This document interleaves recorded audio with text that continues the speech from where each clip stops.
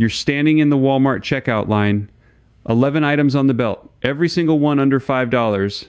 The cashier doesn't think twice. But what's in that cart could keep your family fed, warm, and clean for 6 months if the power grid went down tomorrow.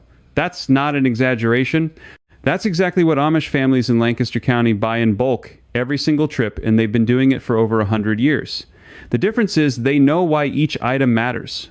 Most Americans walk right past these same shelves and never see them. By the end of this video, I'll show you the one item Reuben Stoltzfus told me about behind his barn in 2019, an item he said his grandfather stockpiled during the 1933 dust years, and one that almost nobody talks about anymore. You don't need acres of land, you don't need a basement bunker, you just need to know what to grab. The first time I drove into Holmes County, Ohio, I expected to see root cellars and smokehouses. What I actually saw was a pantry, a long, narrow pantry behind a kitchen with a wood stove. And the shelves weren't full of fancy preserved goods. They were full of the same plain boxes and bags you and I walk past every week. Let me start with the one that shocked me the most. Plain white table salt, the blue cardboard cylinder, $2 and change. The Amish woman I was visiting, Mrs. Miller, had 14 of them lined up on the bottom shelf. I asked her why 14. She looked at me like I'd asked why she had lungs. Salt isn't just for seasoning. Salt is the oldest food preservation tool in human history. The USDA published a bulletin in 1916, Farmer's Bulletin number 183, that laid out exactly how a rural family could preserve 100 pounds of pork through winter using nothing but salt and a wooden barrel. No refrigeration, no electricity, no dependence on anything outside the homestead. The Amish never stopped reading that bulletin. We did. And the moment we stopped, we became completely dependent on a refrigerator that fails the second the grid blinks.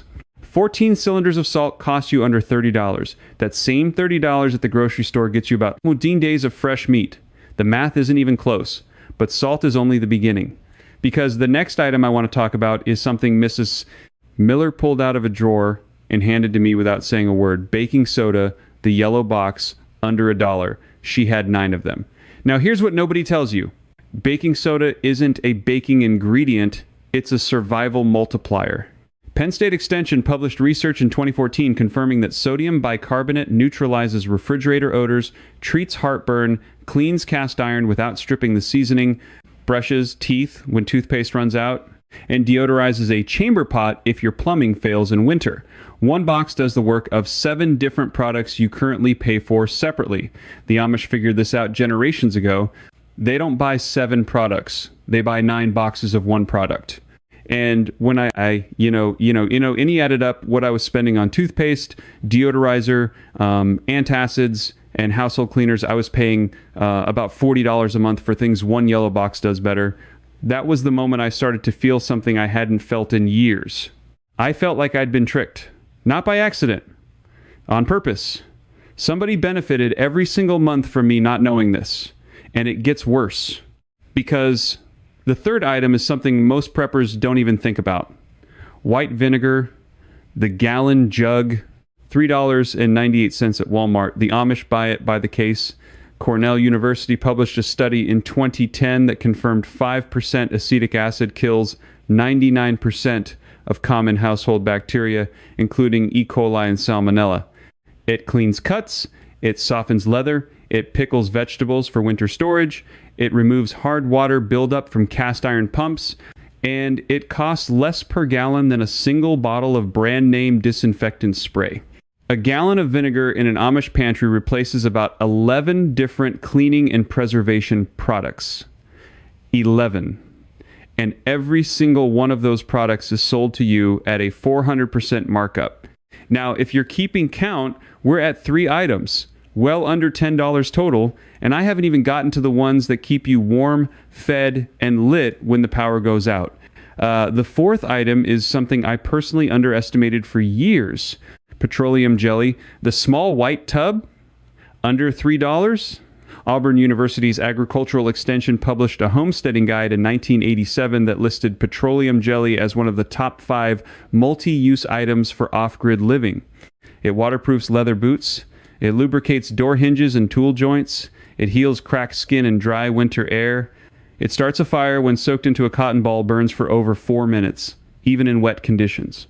And it preserves the metal on cast iron tools so they don't rust in a damp barn. 1 tub, 5 critical functions, under $3. And here's the thing that really got me. The Amish family I stayed with had 8 tubs in a wooden box by the back door. 8.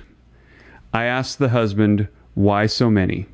He said, because when you need it now, and the store might not be there. That sentence stuck with me, because we've all been raised to believe the store will always be there.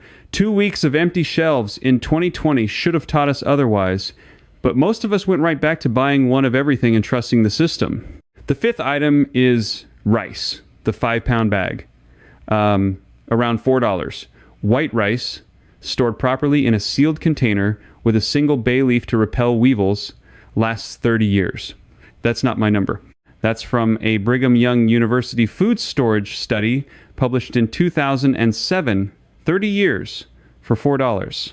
That's about 13 cents a year for a food that provides complete calories when paired with beans.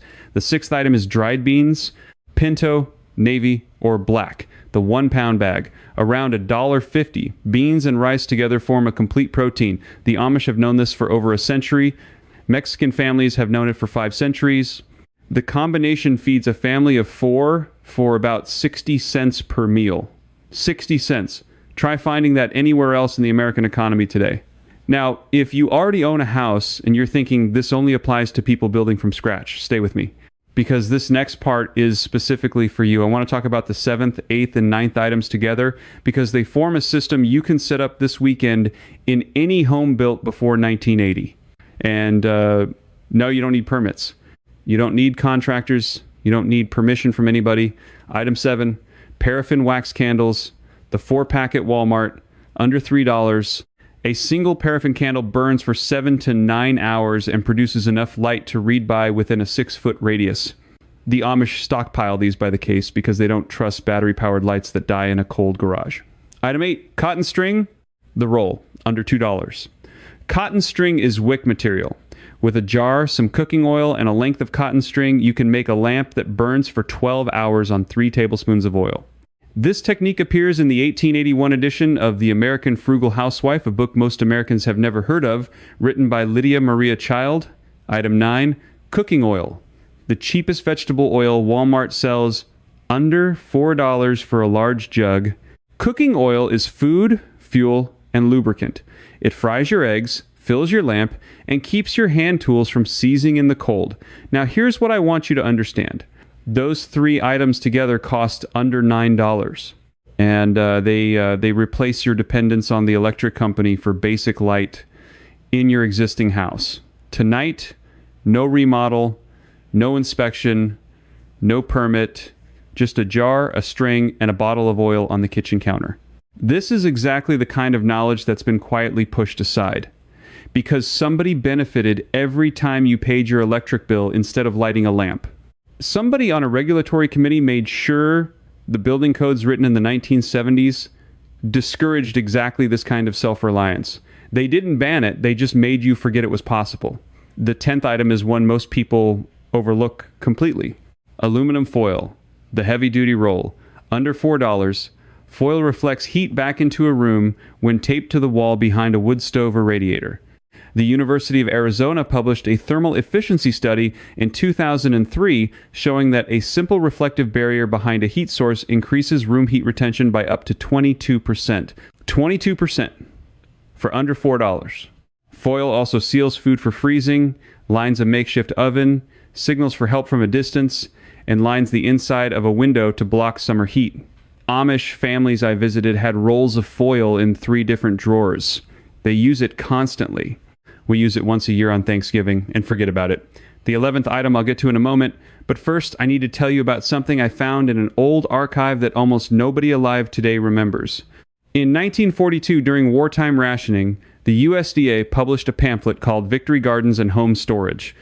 Inside that pamphlet was a list of 11 shelf items every American family was urged to keep on hand at all times. When I read that list in a Cornell University archive in 2018, I almost dropped the binder. because 9 of the 11 items on that 1,942 list are the exact same items I just described to you. Salt, baking soda, vinegar, petroleum jelly, rice, beans, candles, cooking oil, aluminum foil. The same list from 1,942, buried in an archive, forgotten by an entire generation, except by the Amish, who never threw the pamphlet away. That's when I understood what was really happening. This knowledge wasn't lost. It was deliberately set aside, because a population that can preserve its own food, light its own home, and clean its own dishes with one yellow box is a population that doesn't need to buy 17 different products from 17 different corporations every month. Now, let me give you the 11th item, the one Reuben Stoltzfus showed me behind his barn in 2019, powdered milk, the small box at Walmart, under $5. Reuben's grandfather kept 12 boxes of powdered milk in a wooden crate during the dust years of 1933 and 1934. When the dairy delivery routes collapsed in rural Pennsylvania, his family didn't go without. They mixed one box at a time with rainwater filtered through cheesecloth, and they drank fresh milk every morning while their neighbors lined up at relief stations. Powdered milk is the survival item nobody talks about, because the dairy lobby has spent 70 years convincing Americans that real milk has to come from a refrigerated jug. But properly stored powdered milk lasts 25 years. It rehydrates with cold water. It provides calcium, protein, and fat. And one box makes about a gallon of drinkable milk for under $5. Reuben told me his grandfather wrote one sentence in the family Bible the year the dust came. The sentence was, "We never went hungry because we never trusted the trucks." 6 words. That's the whole philosophy. The trucks, the grid, the store, the system, none of it is guaranteed. The Amish have never trusted it, which is why they've never been caught off guard by it. So here you are, 11 items, every one under $5, total cost under $50. And what you actually bought is 6 months of independence from a system that was never built to protect you in the first place. You just recovered something that was quietly taken from you over the last 3 generations. The knowledge that a family can take care of itself with 11 plain items from a regular store, the same way families did for 200 years before the marketing departments told us we needed more. If you're the kind of person who believes real knowledge has been quietly pushed aside to protect someone else's profit, you already know what to do next. I want to hear from you. Out of all 11 items, which one surprised you the most? Was it the powdered milk Reuben's grandfather stockpiled in 1933? Was it the cotton string lamp from Lydia Maria Child's 1881 Housewife Guide? Or was it the aluminum foil trick that adds 22% more heat to a room? Leave your answer in the comments below. I read every single one, and the conversations down there are honestly the best part of doing this. And if you want to keep recovering what was taken from us, subscribe and stay close. Because next time, I'm going to show you the one piece of Amish kitchen equipment that replaces your refrigerator for 6 months of the year, and the reason the appliance industry made sure your grandmother forgot it ever existed. Before we close out, though, I want to take you a little deeper into the why behind all of this, because the items themselves are only half the lesson. The other half is the mindset, and the mindset is what you can't buy at Walmart for under $5. The mindset is free, but it took the Amish 3 centuries of stubborn refusal to hold on to it. Think about what happened in this country between 1945 and 1975. Those 30 years rewired the American household more completely than any period in our history. In 1945, the average American kitchen still contained a flour bin, a salt box, a vinegar jug, a jar of baking soda, and a tin of lard. By 1975, those 5 staples had been replaced by roughly 400 branded products, each one promising to do the job of the original better, faster, or more conveniently. The flour bin became Bisquick, the salt box became seasoning packets, the vinegar became bottled salad dressing, the baking soda became scouring powder in a name brand can, the lard became margarine in a plastic tub with a cartoon character on it, and every single one of those replacements cost more, lasted shorter, and stripped a small piece of competence out of the household. By 1975, the average homemaker could no longer make biscuits without a mix, could no longer clean an oven without a specialty product, could no longer preserve a single jar of anything without buying a kit. That wasn't an accident. That was the result of a marketing industry that spent, according to figures from the Advertising Research Foundation, over $40 billion in those 3 decades teaching American families that the old ways were embarrassing, backward, and beneath them. The Amish watched all of this happen from across the fence line, and they did not flinch. In 1955, when the Lancaster County Extension Office tried to convince Amish farmers to switch to commercial fertilizers and hybrid seed, the bishops met for 3 days at a farm outside Intercourse, Pennsylvania, and came out with a single sentence: "We will keep the old way." That sentence cost them, on paper, an estimated 30% in yield over the next 20 years. But it also meant that when the 1973 oil crisis sent fertilizer prices up 450% in 18 months, Amish farms didn't blink. Their neighbors went bankrupt. They kept eating. That's the pattern. That's what these 11 items represent. Every one of them is a small refusal. A refusal to outsource a basic competence. A refusal to pay a subscription for something a jar of baking soda does for 43 cents. A refusal to be the kind of household that can't function when the truck doesn't arrive. Let me give you one more story before we close, because I think it makes the whole thing land. In February of 1978, the Great Blizzard hit the Northeast. 2 feet of snow in some places, drifts up to 15 feet, power out for 9 days across parts of Pennsylvania, Ohio, and New York. In the English towns, the National Guard had to go door to door delivering food and checking on the elderly. Hospitals in Boston ran on emergency generators. 69 people died, many of them from hypothermia inside their own homes because they had no way to heat without electricity. In the Amish communities of Holmes County, Ohio, which got hit just as hard, there was not a single weather-related death. Not one. The stoves were already burning. The pantries were already stocked. The kerosene lamps were already trimmed. A reporter from the Cleveland Plain Dealer drove out 3 days after the storm broke and found Amish families going about their normal February work, mending harness, sorting seed, baking bread as if nothing had happened. He asked one farmer, a man named Eli Hirschberger, what they had done to prepare. Eli looked at him and said, "We didn't prepare. This is just how we live." That sentence is the whole thing. This is just how we live. Not survival mode, not prepping, not a special emergency setup, just the ordinary way of running a household, which happens to also be the way that doesn't collapse when the lights go out. And here's what I want you to sit with. Every one of those 11 items I just walked you through, the salt, the baking soda, the vinegar, the lard, the cotton string, the kerosene, the matches, the powdered milk, the honey, the foil, the cast iron, every single one of them was in Eli Hirschberger's kitchen on the 5th of February 1978. Not because he was a prepper, because he was a normal Amish husband running a normal Amish household in the normal Amish way. The blizzard didn't make those items useful. They were already useful. The blizzard just made the rest of the country notice. That's the shift I want you to make. Stop thinking about these 11 items as emergency supplies. Start thinking about them as the baseline of a functioning household. Use the vinegar this week, wash a window with it, use the baking soda to scrub your sink tonight.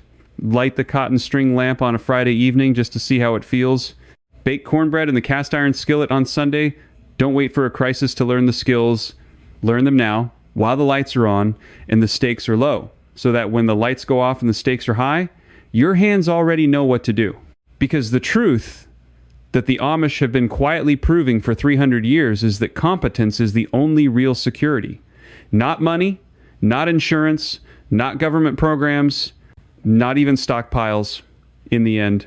The stockpile only helps you if you know how to use what's in it. A 50-pound bag of flour is just dead weight to a person who has never made bread.